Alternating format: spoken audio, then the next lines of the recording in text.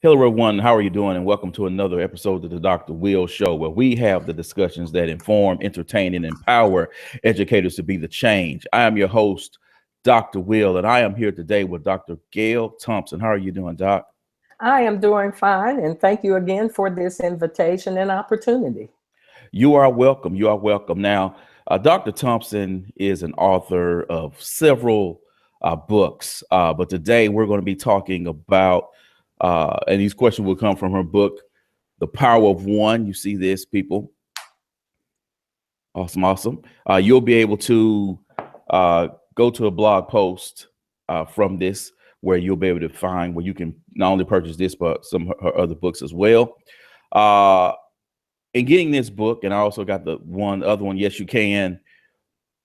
This book caught my eye because not only the information, you had the stories of the individual students in there as well in the different sections, but you had the sort of workbook piece for educators to kind of search themselves and answer their own questions and thoughts.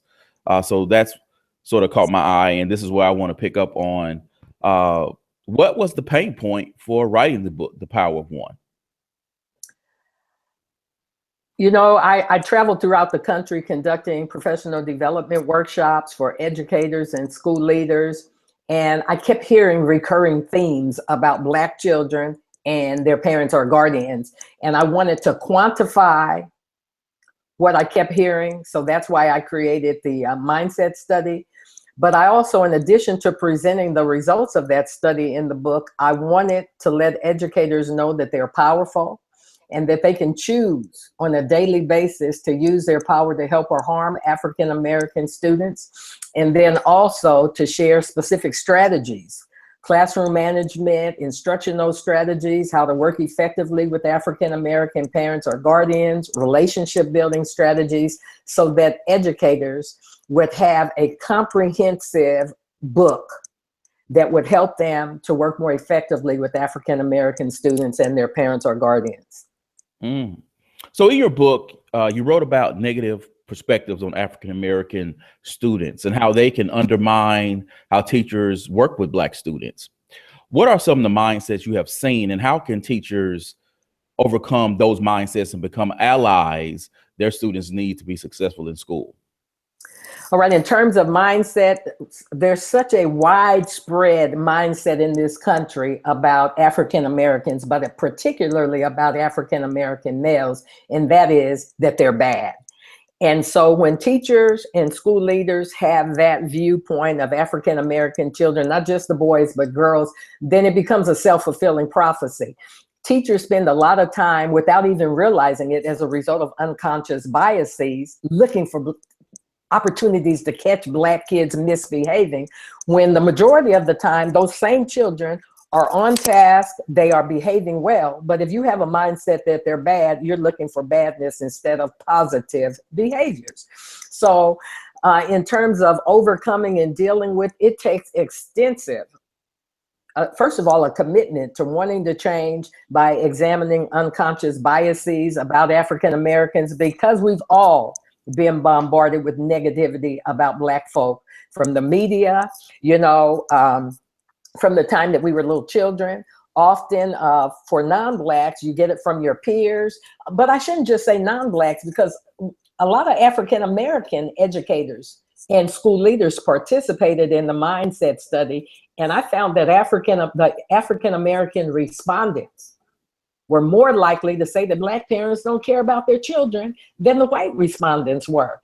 So this negative baggage is not only something that non-Black educators may have, but a lot of Black educators also have negative baggage about Black parents and Black children. Everybody has personal and professional growth work to do in terms of not only uncovering unconscious biases about Black children and Black parents, but also being willing to examine and address those biases and mindsets every time that they occur. And so I require extensive personalized professional growth work. And that's why I included those exercises in every chapter to help people start to not only address and examine these negative beliefs they have about African Americans, but ways through cognitive restructuring to change those mindsets so that African American learners have an opportunity to be treated fairly, justly, and to receive an empowering education that will change their lives. So now I want to throw something out there Yes. to you. You know, earlier you mentioned relationships, and I hear this on Twitter all the time. And, you know, even sometimes, you know, you'll hear it at our own school, you know, build a relationship with kids, build a relationship with kids. Well, first, you're not going to build a great relationship with every kid. That's just nonsensical to even begin with that premise.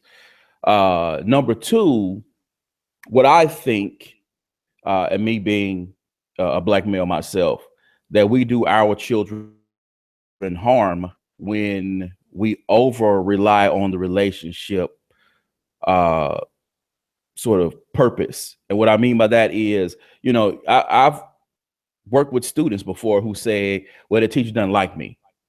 And my response to them is, so what? What does that have to do with you putting in the work? Because at the end of the day, if you don't put in the work, you don't put in your future, that's on you. That's not on your teacher. So in terms of the relationships, what is the student, I guess, responsibility in, you know, being an advocate for themselves, regardless of whether or not they have a relationship with that teacher or not? Okay, so I want to say something, go back to the beginning of what you said about teachers not being able to build a relationship with every child. I disagree, because when you're standing in front of that classroom and you have that captive audience, even if it's not individualized, you're still making an impact on those children, and they can tell if you care about them. And if they don't believe that you care, there are a lot of children who will not, they will shut down. Now, some will try to prove you wrong and overachieve in spite of what you do what is, but that's a mindset that has to be developed in children. So a lot of the work that I'm doing now is helping teachers to learn specific ways that they can help children to become more resilient through that curriculum. So you're making an impact. The impact is a good one, or it's a negative one, or maybe one in between. So when I talk about relationships, I go back all the time. In every presentation that I give, I share part of my personal story. I was like the very kids you talk about, in terms of, if I felt like a teacher didn't like me, then I might not do my very best academically. And I ran into that even at the university level.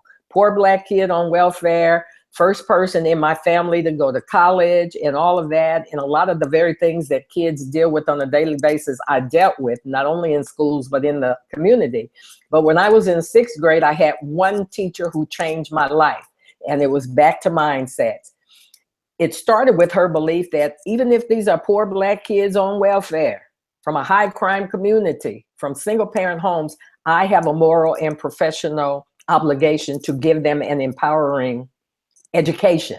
So she built a relationship with us as a class collectively, because she was the first teacher who treated us that way. As far as one-on-one, she spent a lot of one-on-one time with children because she cared enough to be able to do that. So the relationship thing, I'm talking very broadly. The way that you treat and view kids tells them a lot about you as a person. And even if a child doesn't say, oh, you were my best teacher, or this teacher built a relationship with me, you're still building one.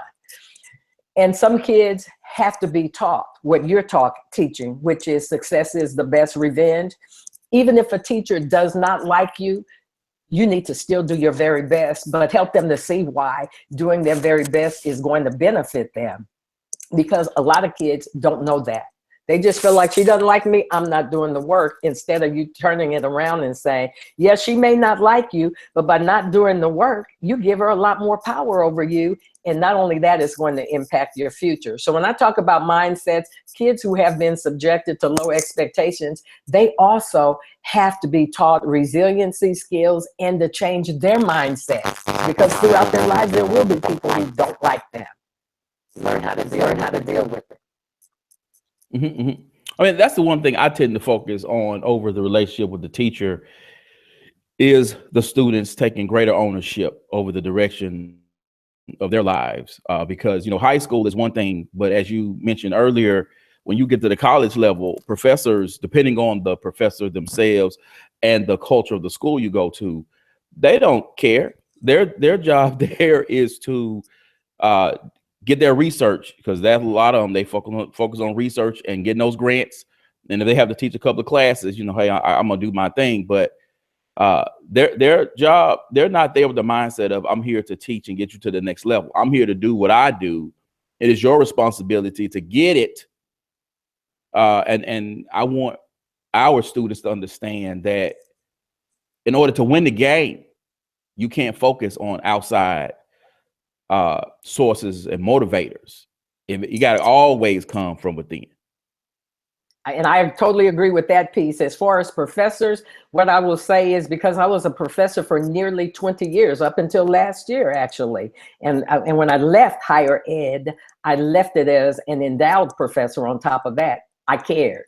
I cared about my students, because my students were teachers who were getting doctorates. My students were school leaders who were getting doctorates, and I knew they were going to be impacting children with that education that they were receiving. So some care, some don't, just like some teachers care and some don't. But yes, I totally agree with you that a lot of the work that we have to do, not only with the kids themselves, but with parents, which is why I love the parent empowerment work that I do, is to help them to see how to play the game and how to win at it, regardless of externals that you can't control. And we'll get into that later on in this interview. So in your book, you advocate for us as educators to have a conversation about race.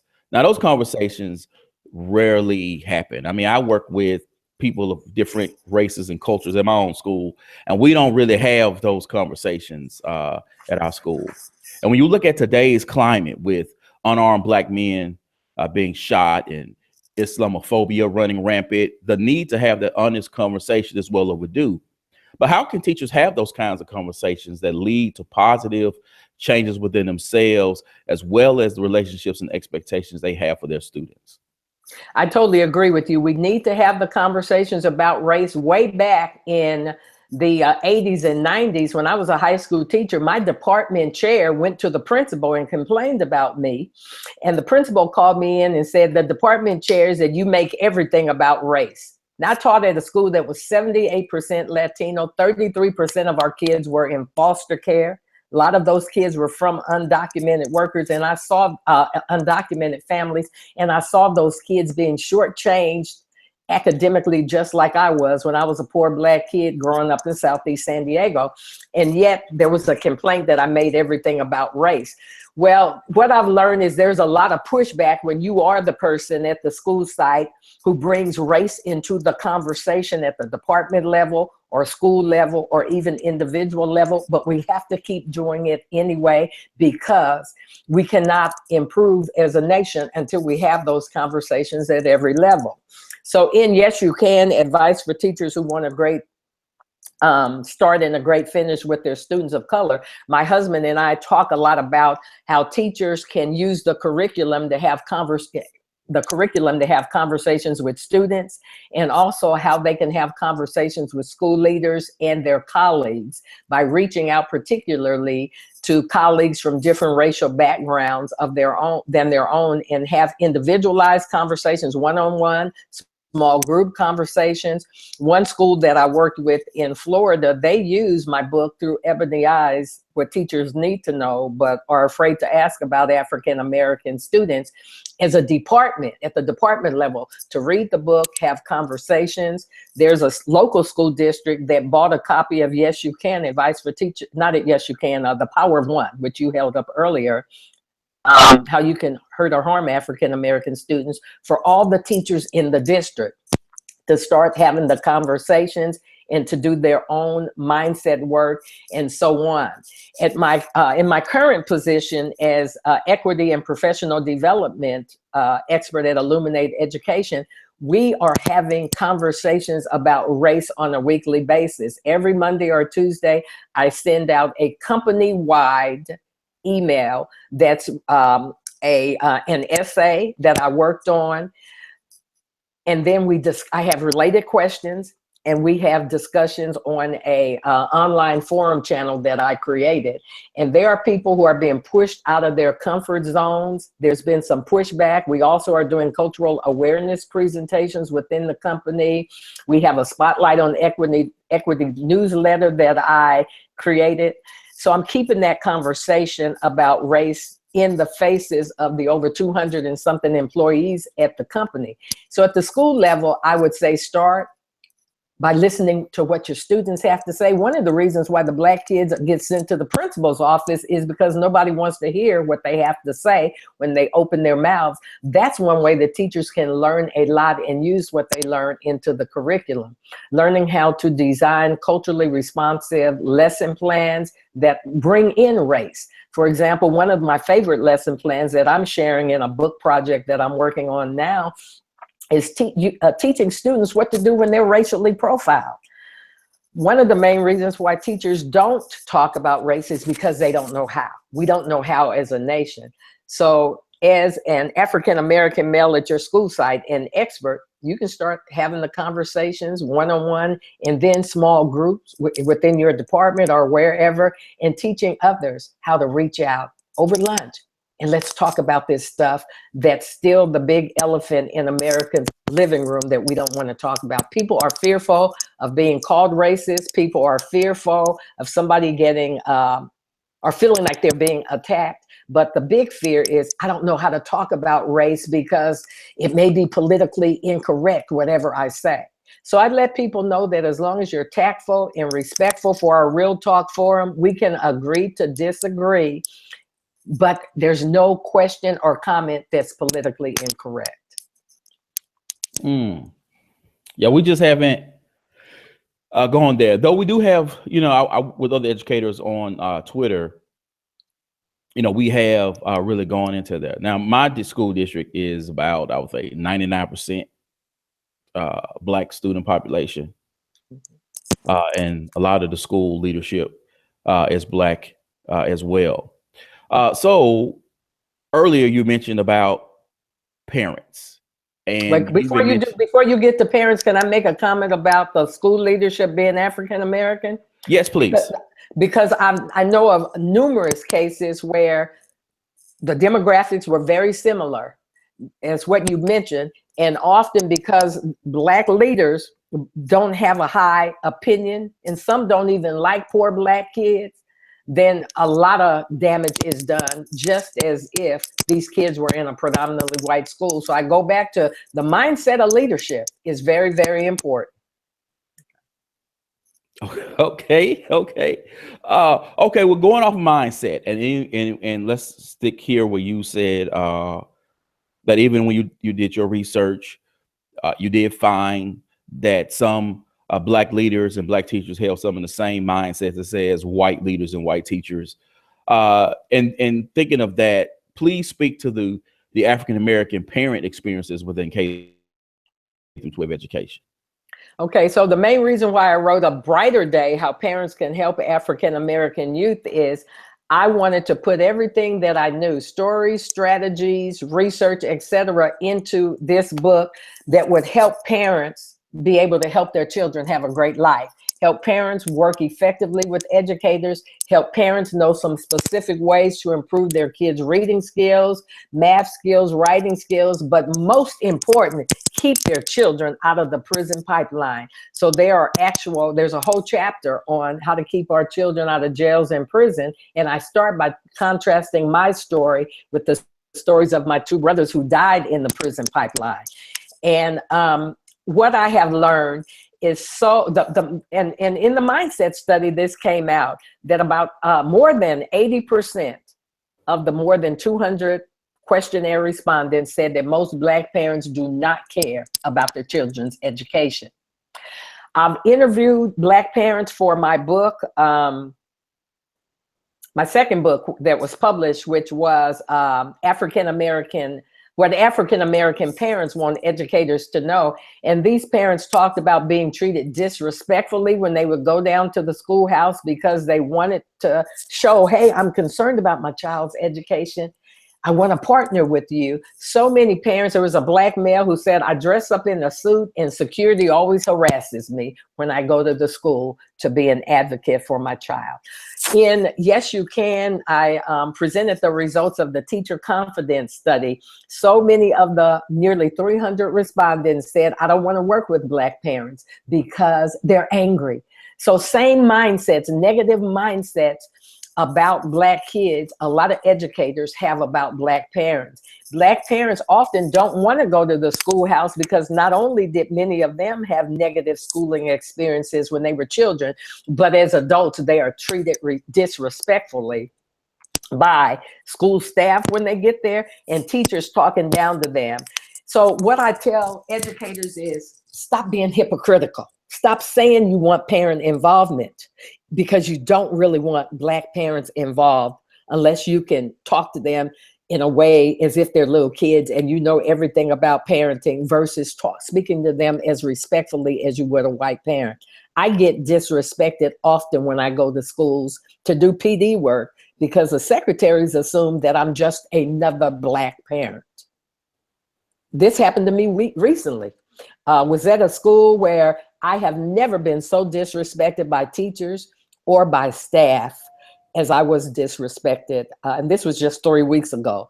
So a lot of Black parents, it's too stressful. And Janice Hale wrote about this in her book where she talked about educational malpractice. So many Black parents don't want to be bothered with educators because of the disrespect. So what I would say to Black parents is the same thing you say to kids. Is you have to do what's in your best interest and your child's best interest anyway.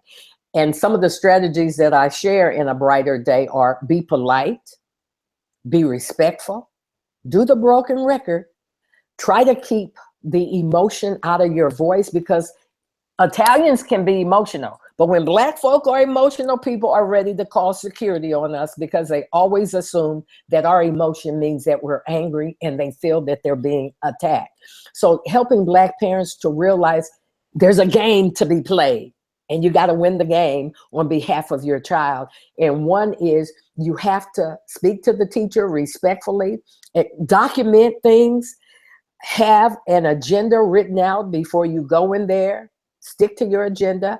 And if you don't get the results that you need, know the chain of command that you need to follow, but keep documenting everything. So there are specific strategies there, but the main thing is be respectful because people are so quick to label Black parents as angry. And the next thing you know, security is called and the situation has escalated when the parent only wanted to come there to either find out how to better help his or her child or get to the bottom of what happened in a certain situation regarding so-called misbehavior. Well, I can say that, our district does a pretty good job in how we talk to parents, invite parents, and even, you say situations like that, if a parent comes to a school and they are, I don't want to say emotional, but as an advocate, they're there, to just speak, in a calm manner and not allow emotions on either side to kind of boil over. I was even invited to a meeting myself with a student, and I just made sure to say, okay, ma'am, this is what transpired. I can show you this. Here's this documentation. And then I noticed that even their tone started to kind of mellow as well. And we resolved the issue, I think, in a very favorable manner for both parties. And here's I hear what you're saying, and I get that. And when you say, okay, present yourself in a certain way, what is a teacher supposed to do? I guess. Okay, so on our end, school teacher or whatever, if a parent does come to the school and they are passionate, that's their child. What are some of the steps I guess they can take on their end to make sure that when a parent comes in, they can able to better work with that parent, as well as if friction is starting to rise, that they can get to a point to where, okay, we understand what we're here about is that's the children, and it's not about us. Number one, I would suggest that you do some training at your school site and use that very example that you used about how you handled that situation, because you modeled the very things that I advocate when I am doing parent empowerment workshops with parents, but also my professional development work with teachers and school leaders. But this is what I say: if you're in doubt about how to handle a situation with a Black child, a Black parent, Asian American, Latino, white child, or white parent, always revert to the golden rule. How would I want to be treated, or how would I want my child to be treated if I were in that particular situation? And the answer is respectfully, humanely, as if that individual deserved the benefit of the doubt.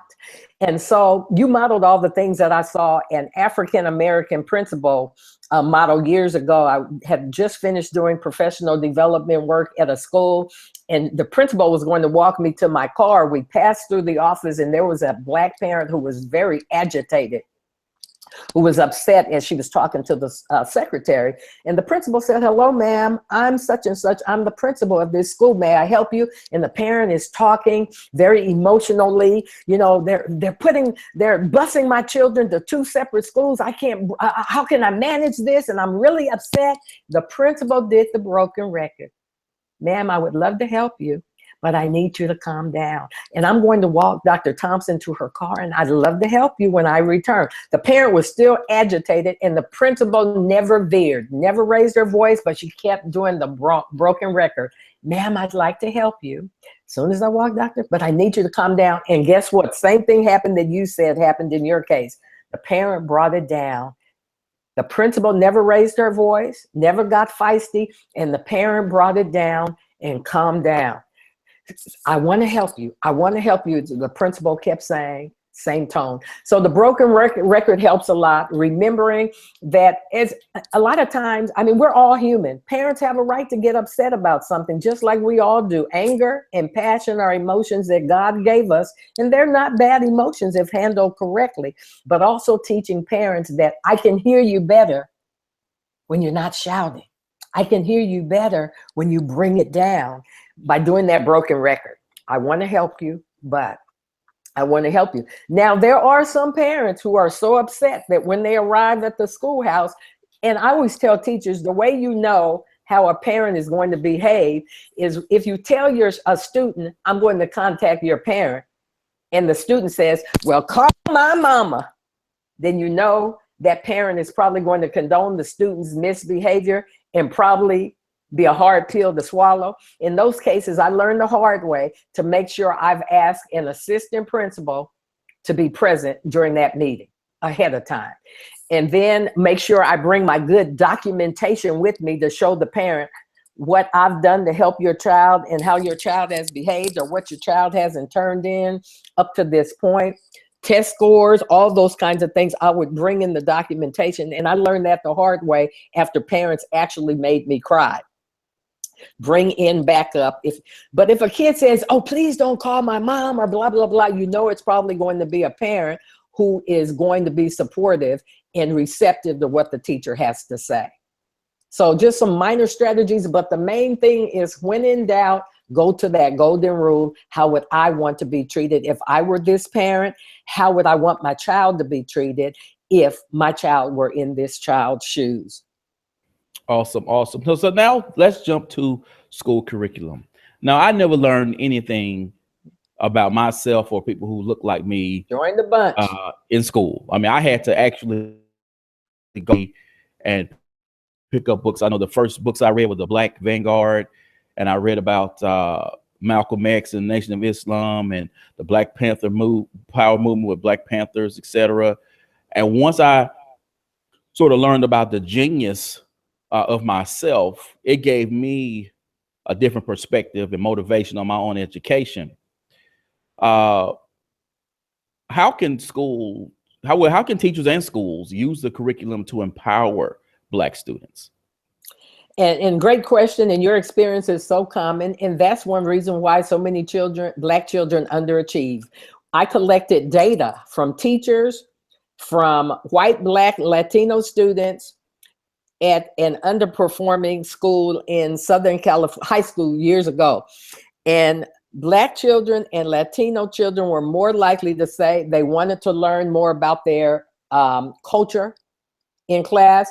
They were more likely to say the curriculum was boring and that it wasn't preparing them for the real world. Basically, they wanted a culturally, more likely than the white students to say they wanted a culturally responsive curriculum. And Yes, You Can, advice for teachers who want a great strategy, who want a great start and great finish with their students of color. My husband and I actually have a whole section and some actual lesson plans on culturally responsive teaching and what teachers can do and resources. Through Ebony Eyes, the appendix section is full of lesson plans that I actually used when I was a teacher. And then the new book that I am working on for ASCD will have a minimum of 8 culturally responsive lesson plans there. But here's the thing, teachers, white teachers, Black teachers, Asian American, Latino teachers never learned the same stuff that you and I did learn when we were in school. So a lot of them only know about slavery, Rosa Parks, and Martin Luther King, which is what the Black kids who participated in the Up Where We Belong study said. That's all we hear every single year. And I tell teachers, it is not empowering to Black kids to see people who look like them be. I had a 3rd grade teacher who showed us The Birth of a Nation in black and white. It was traumatic for us to see the Klan riding on horses, beating up people who look like our mamas, daddies, aunties, and uncles, because this teacher thought she was treating us by showing us this horrible movie. So getting teachers in teacher ed programs, getting those who teach teacher ed programs to do more than offer just one multicultural education class for teachers, prospective teachers, is part of the issue. Higher ed has to do its part, and it's not. There's a lot of, when I was teaching a class, I had a white student start crying in class and said, if you don't stop talking about all this racial stuff, it's going to make me racist. So there's pushback at every level. Higher ed folk who don't know how to teach it because they didn't learn it. And then you have teachers who get in the classroom and they think they only know about slavery, Martin Luther King, and Rosa Parks. Everybody has to do their work. The Smithsonian, African American museums, they have lesson plans if you go to the Smithsonian website, but also in the Power of One, we have a lot of links to other ways that teachers can find actual lesson plans and resources about the Black genius. That I'm gonna tell you something, and you know this for a fact. When Black kids start to hear all these great things they never learned about their history, they start to behave better. They are more motivated to excel academically and to do their own work in terms of reading this stuff that is so very empowering. And one of the reasons why it's left out of the curriculum is deliberately. So you got those who do it because they don't know about the Black genius and to teach it, and you have those who leave it out because it makes them uncomfortable to teach it. And I know for a fact that there's an element of teachers who are like that. We had a Black teacher at Gary High School when I taught there, brought in many African-American museum to the school. It was set up in the library. We had teachers who were outraged because they were saying, I don't believe that a Black man developed this. I cannot believe this. These are lies. It was the teachers who complained about it, not the kids. Yes. And it was shut down, by the way, and never brought back. Wow. That's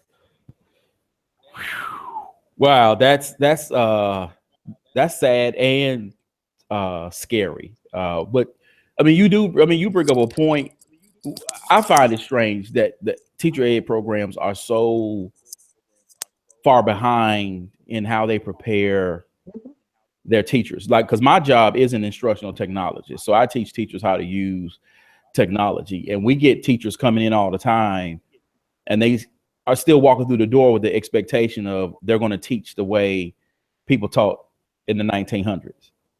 And no, that's not, that's not going to happen. And then when you come into the schools that I oversee, And I'm going, okay, look, you now have an LMS. You have 30 Chromebooks in your classroom.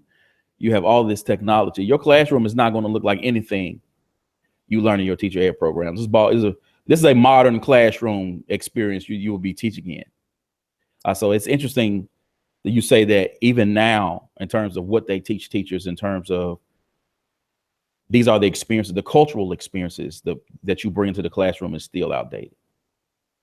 Well, let me say this, and a lot of folk who are preparing teachers are very racist and have not done the mindset work, and they're not willing to do it themselves. And so not only will they write textbooks for teachers that promote a lot of racist notions, but they truly believe that there is nothing great or noteworthy in terms of Black history and Black culture. And so, of course, they're not going to train teachers to go in there and develop culturally responsive lesson plans, because they personally don't believe that there's anything good in Black kids or the Black race, and that we have not made any noteworthy contributions to this country, which is one reason why people constantly try to shut me down. I actually had a principal in West Palm Beach, Florida, who took the microphone out of my hands twice and told me, I need you to say what we're paying you to say. I've had teachers who called me the N-word. And as I told you recently, 3 weeks ago, right in liberal California, I was never been so disrespected by teachers and staff ever in my life at one school site. And I'm gonna tell you what happened at that school. The only Black boy in a 5th grade class was called a slave. Not only called a slave, the teacher said, "Get out of my class, slave." And it set off a whole chain reaction in the community. I was brought in to do PD work at that school, and there was such great pushback and disrespect toward me that there was fear that I'd be safe there. And so what I tell you by telling this story is, if that little Black kid, if I, with my credentials, was treated that way by teachers and staff, imagine what happens to the 40 Black kids. There are only 40 Black kids in this school, and there's 600 students there. Imagine how those children and their parents are treated if I could be treated the way I was treated. So at every level, racism rears its ugly head in blocking progress in terms of us truly creating an education system that will allow poor Black children in particular. Because the middle class Black kids, even though they have negative schooling experiences, often have parents who could help them learn the game like you were talking about, and not just need to rely on having great teachers.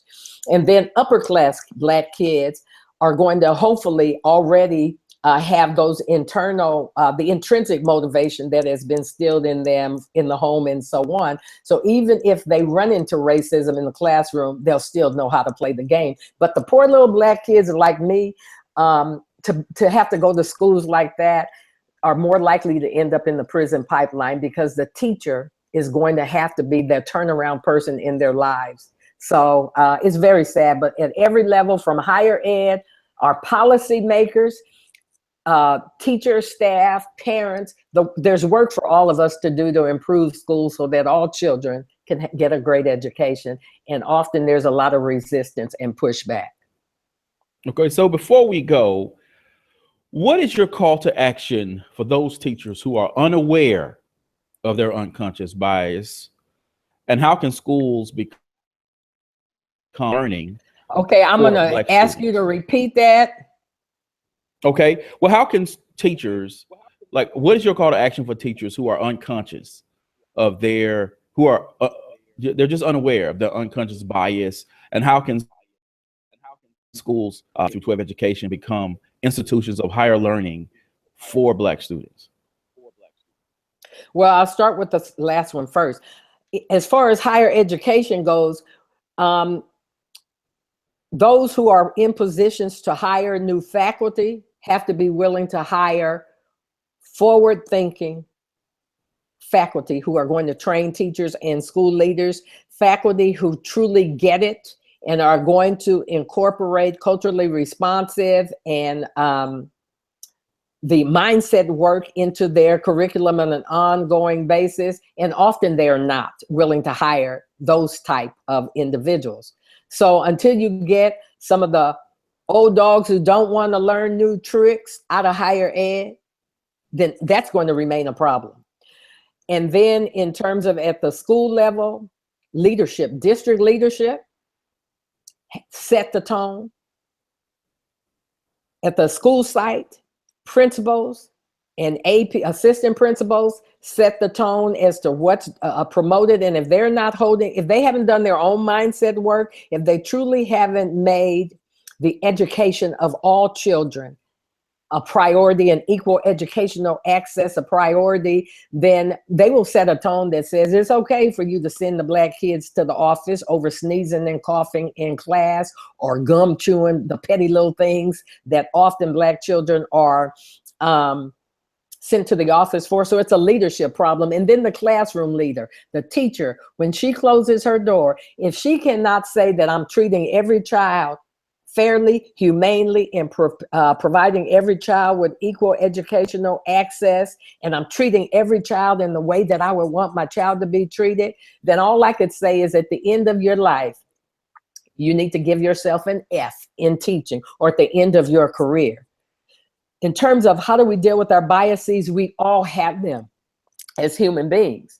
But being willing to do the work that I advocate in The Power of One, being willing to do those exercises in examining what did I learn about Black males and Black females growing up from my peers, from my parents, from my higher ed institutions, from the K through 12 curriculum. When I'm in a store and a Black man is behind me, how do I feel? And why do I feel that way? Being willing on an ongoing basis to examine beliefs and mindsets and then address them and then choosing to change them. Okay, yeah, Black men standing behind me, but that doesn't mean he's a thief or a rapist or a robber. Being willing to challenge those mindsets that we all have through cognitive restructuring. And this is a personalized decision that every educator who truly wants to be a great educator of all children has to choose to do. Because through PD work, I can't make them do anything. And so what I will say in closing is, if you're not walking the equity talk in private, in particular, when you're in the school lounge and the teachers are talking about those kids and those parents, when you're on social media, in the privacy of your own home, when you're with your friends, if you're not walking the equity talk, then give yourself an F, because you will never be an effective educator of African-American children, because your mental baggage will keep tripping you up by surfacing in biased disciplinary practices, and then also in a inferior substandard curriculum that you offer to these children. Okay, y'all. I can't wait to share this interview. This has been awesome. And Dr. Gail Thompson has written The Power of One, and she's written several other books. I don't know how you do it, because after my dissertation, I was done. I was done. My advisor was like, "Oh yeah, Will, you're going to go on and do all." No, I'm not. I told the digital space would be for me. I'm not doing that type of long form writing anymore. I'm done with that. Writing is not everybody's strong point, but we all have work to do. We were all put here to make this world a better place. And so you're doing it at your level through the podcast, for example, through your work in schools. So the bottom line is, writing is what God has given me to do, and speaking, but we all have work to do so that every child can have a great life. Every child, we have a moral and professional obligation to do our best. Yes, ma'am. Yes, ma'am. You know how I do this. This is going up on my blog. This is going to also put this on LinkedIn. This is going to be on my YouTube channel. Please subscribe. Facebook. And for those, maybe you're going to clean up, or you got a long commute. The audio version only will be on SoundCloud as well. And don't forget, when you check out these sources, there'll be links for you to go to be able to buy The Power of One, as rest of the other books that Dr. Gail Thompson has written. As always, people, invest in you, EDU, peace. Thank you, Dr. Thompson, for being a guest on the show. Thank you so much for having me. I've really enjoyed it. And thank you for your work that you're doing on behalf of children and parents. Thank you.